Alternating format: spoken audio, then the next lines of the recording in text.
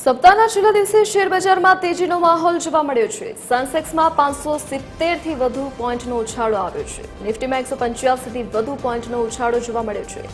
Bank નિફ્ટીમાં 670 થી વધુ પોઈન્ટનો ઉછાળો જોવા મળ્યો છે।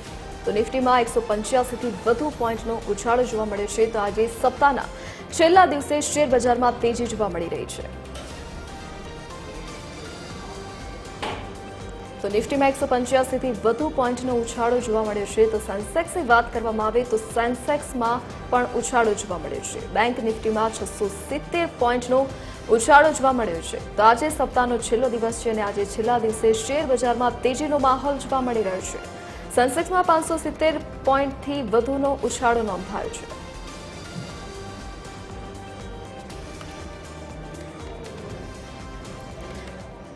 अपनी साथे market expert Paresh Waghani phone line पर जोड़ाई गया है। जी परेशभाई, आज शेर मार्केट में सतत उछाळो जोवा मळी रह्यो छे। तमाम सेक्टर में आज ग्रीन सिग्नल जोवा मळी रह्या छे।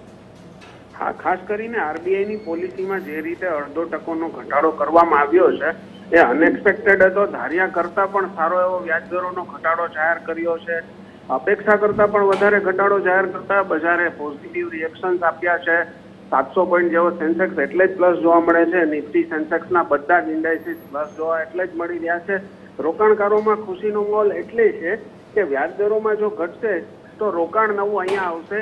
બેંક એફડીમાં ને એમાં પૈસા નહીં જાય એટલે એને લઈને જે રીતે ઉત્સાહ જોવા મળે છે એને કારણે બજારમાં તેજી જોવા મળી રહી છે। લોકોના ઈએમઆઈ ઘટશે, કાર લોનના પણ ઈએમઆઈ ઘટશે, હાઉસિંગ લોનના પણ ઈએમઆઈ ઘટશે।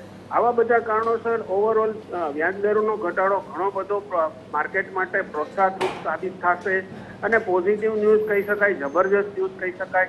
ધારણા 25 બીપીએસની હતી અને 50 બીપીએસનો ઘટાડો જે રીતે જાહેર થયો છે એ ઘણો પોઝિટિવ છે। નિફ્ટીના સેન્સેક્સના બધા જ ઇન્ડાઇસીસ પ્લસ જોવા મળી રહ્યા છે। બજારમાં તેજીનું વાતાવરણ જોવા મળી રહ્યું છે।